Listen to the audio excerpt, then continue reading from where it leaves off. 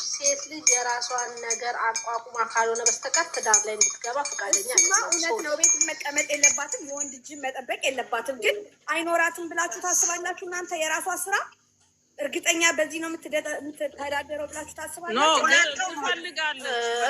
እኔ አሁን ያልኩሽ ነገር የላትም አላት እያልኩ ሳይሆን የራሷን ነገር ያሰበችው እቅድ አላት።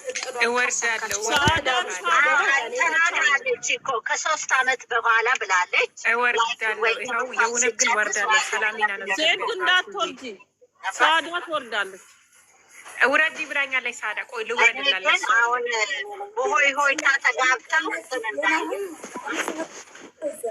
ወረደ ዜድ አስገቢያት በቃ ሰላሚና አሁን በዚህ ነገር ላይ ለመናገር ነው የምትገባው። እኔ ገብቶኛል። አሁን ለምን እንደሆነ ታውቃላችሁ? ልጆቹ እስካሁን ድረስ 2 አመት አብረው ቆይተዋል። ከዚህ በላይ ደግሞ በጣም የበለጠ ከሰው ምክር መመከር አለባቸው። ራሳቸው ማዳመጥ አለባቸው። እየበሰሉ ናቸው። ቀስ እያሉ ሰው በመካከላቸው ጣልቃ መግባት የለበትም። እኛ እኮ እንትን ላይ የምናያቸው እኮ እውነተኛ ገጸ ባህሪያቸውን አይደለም አይደለም። ለነገሩ የራሳቸው ገጸ ባህሪ እኮ አንዳንዴ ግን ይገለጣል እኮ ህይወትዬ። እውነተኛው ጋሪያቸው አንዳንዴ ይገለጣል። ቁጡነት አለባቸው። ይሄ ምንድነው? ይሄ እልኸኝነት አለባቸው።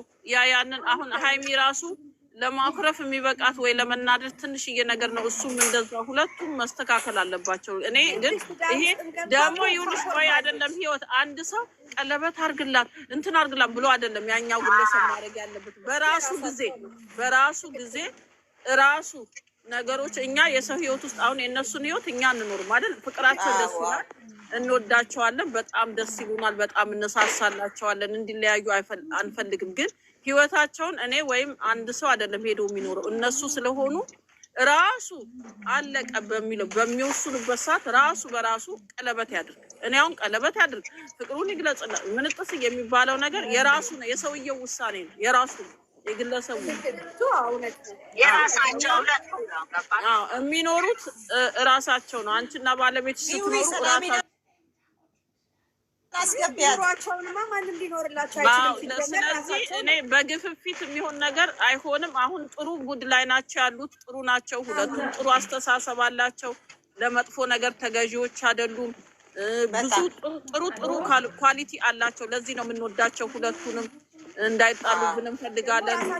ሀይሚዬም ራሷን ማስተካከል ራሷን ማየት አለባት፣ እሱም ራሱን ማየት አለባት። እሷም ደግሞ አንዳንዴ ይሄ መረጋጋት አለባት። እንደዛ የሚያስተካክሉትን ነገሮች እየተመካከሩ አሁን እንዳለው ወደ ቤተክርስቲያን እየሄዱ እየጸለዩ ህይወታቸው ከእግዚአብሔር ጋር እያስተካከሉ አሁን ሀይሚ እንዳለችው ደግሞ እሷ ምን እቅድ አላት ከልጅነቱ ስታወራ የሰማኋት ሱፐርማርኬት የሆነ ነገር እንዲኖራት ትፈልጋለች።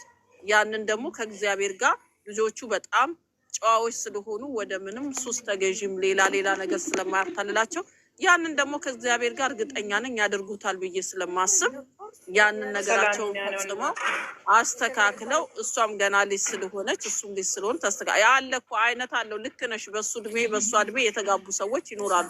እነሱ ስታያቸው ብዙ ጊዜ ግን እልኸኝነት አለባቸው። አንደኛው የሆነ ጥፋት ሲያጠፋ አንደኛው እመልሳለሁ ምናምን እንደዚህ የእልኸኝነት እንትን ይታይ አንዳንድ ነገሮች ይታዩባቸዋል። ያንን ነገር ያስተካክሉት። ሪል እንትናቸው ነው ብዬ አላምንም እኔ እንደራሴ ማለት አንዳንዴ አለባቸው። አይ አለባቸው። እኔ ከየትም ልስማ ከየት አለባቸው እንደዚህ ነገር ትንሽ አለባቸው። ኖ አንዳንዴ እንትን እኮ ይብዬ ወጣት ስትሆኚ ያለመሸነፍ እንትን ይታይብሻል። ትዳር ላይ ደግሞ ያለመሸነፍና መሸነፍ ይባል ነገር የለም። ያጠፋ አንዱ ተሸንፎ ነው አንዱ ሲሸነፍ አንዱ ደግሞ ዝቅ ብሎ ነው መሆን ያለበት እና ይሄንን ነው አሁን አለ የሆነስ ባህሪ እኮ ታይባቸዋለሽ። ሙሉ ለሙሉ ድራማ ሆኖ የምታዩ ነገር አለ ህይወት ባህሪ አላቸውና እሱም ብቻ ሳይሆን ሴት ልጅ በራሷ ቆማ አስተካክላ ስትገባ ነው እውነት ነው።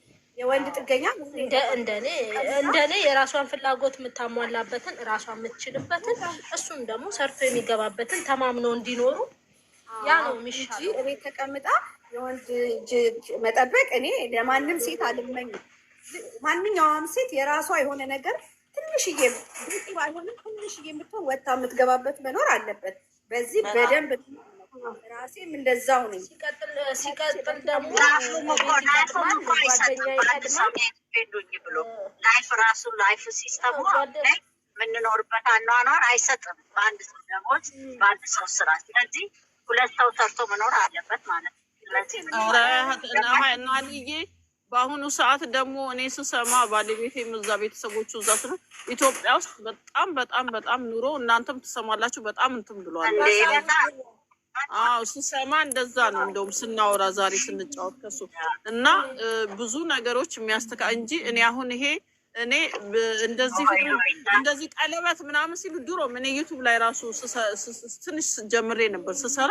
አረ ቀለበት አትበሉ ቀለበት። ምክንያቱም ያ ሰውዬ እኔ ባለቤቴ ምን ሰዓት ቀለበት እንዳለ ለምን ሰዓት ዝግጁ እንደሆነ እናውቃለን ሁላችንም በየራሳ ራሱ ነው እንጂ ይሄ ህብረተሰቡ በገፋው ግፍፊት የሆነ ነገር ሁልጊዜ ውጤቱ አያምር። ስለዚህ ይሄ ህብረተሰብ እኮ ያጋባሻልም የራሳቸው ሰዓት አላቸው ለማለት ብዬ ነው ህይወትዬ። አሁን እነሱ የራሳቸው መዋደድ አላቸው፣ የራሳቸው ፍቅር ደስ ይላል፣ ደስ የሚል ሁኔታ ግን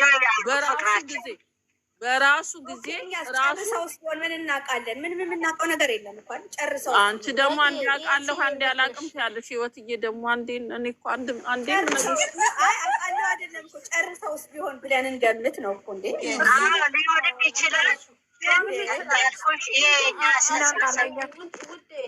ፈርጣማ ቀለበት እጇ ላይ ሀይሚ ላይ ላያችሁ ሴት ሲስም ስሙ መጨረስ አልጨረሱ እሱ ኖርማሊ አንዳንዴ ኖርማል አሁን የመጣ ነገር ምን እንደው ታውቂያለሽ፣ ኢትዮጵያ ውስጥ ኖርማል ዝም ብለሽ ፕሮሚስ የምታደርጊያቸው ቀለበቶች ናቸው እንጂ ይሄን አለ የተገነነ ነገር የለም።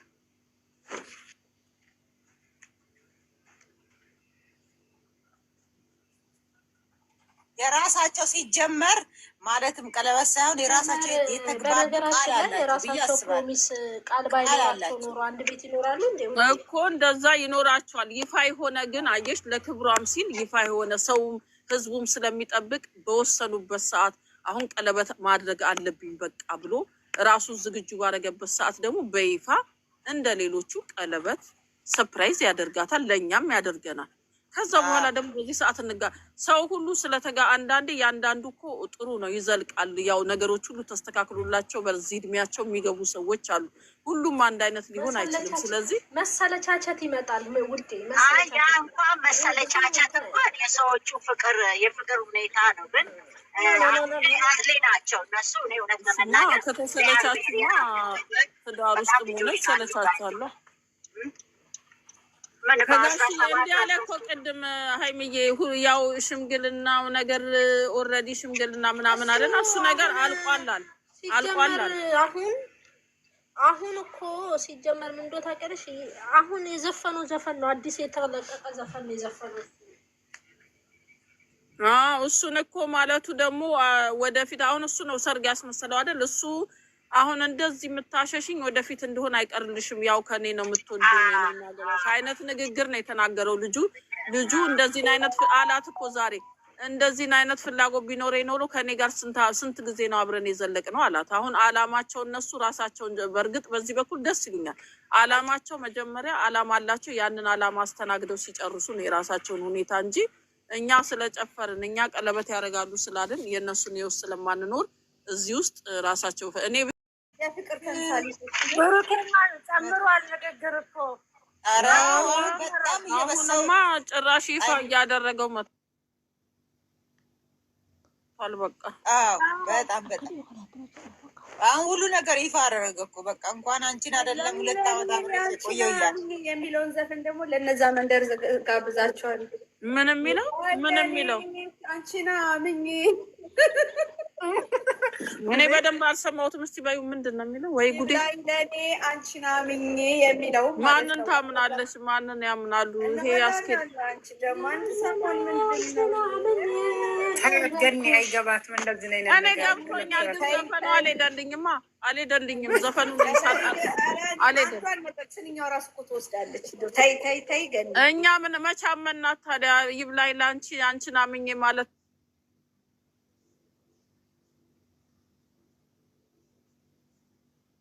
እኮ ማንን ነው የሚያምኛ?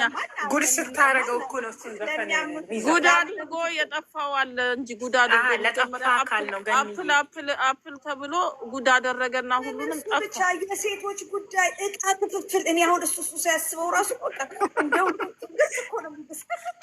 በቃ እሺ አሁን ይሄን ታይናንዬ ታይ ናኒ ትተርበኛለች ከታች እኮ እየተረበች